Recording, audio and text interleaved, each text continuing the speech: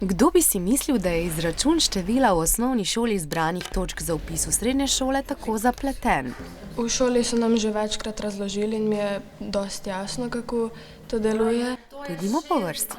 Sešteti je treba zaključne ocene vseh obveznih predmetov iz zadnjega triletja, nato pa vsoto deliti z maksimalnim možnim številom točk, torej 175. A to prinaša 60% števila točk. Točke, ki jih devetošolci zberejo pri pisanju NPZ-ja iz materinščine in matematike, pa štejejo za 40% skupnega števila točk, ki bodo upoštevane pri vpisu na srednje šole z omejitvami.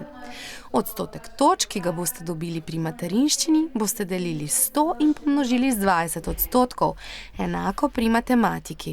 Čez vikend sem se učila, pa največ sem reševala stare pole. Zato, ker sem se tudi kar dosti pripravljal za NPZ in me ne skrbi nekaj. Točke so le številke, a včasih zelo pomembne.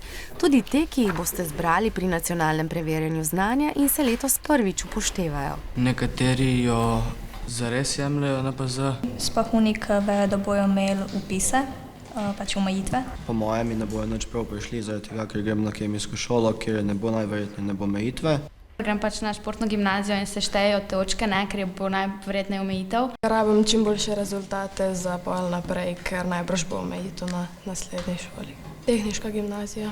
Malo me skrbijo za vpis, če bo bila omejitev. Še posebej slovenščina, kamor jih ne gre. V NPZ-jih je večinoma tudi splošnega znanja, tukaj se učimo vse od 6. do 9. razreda. Večino je v bistvu to nek dober način, kako si ti delal za sprot. Jaz imam občutek, da so NPZ-ji še tako najboljša rešitev, zaradi tega, ker vidiš, kako je v bistvu povprečje pač v celi državi, ne pa samo na šoli.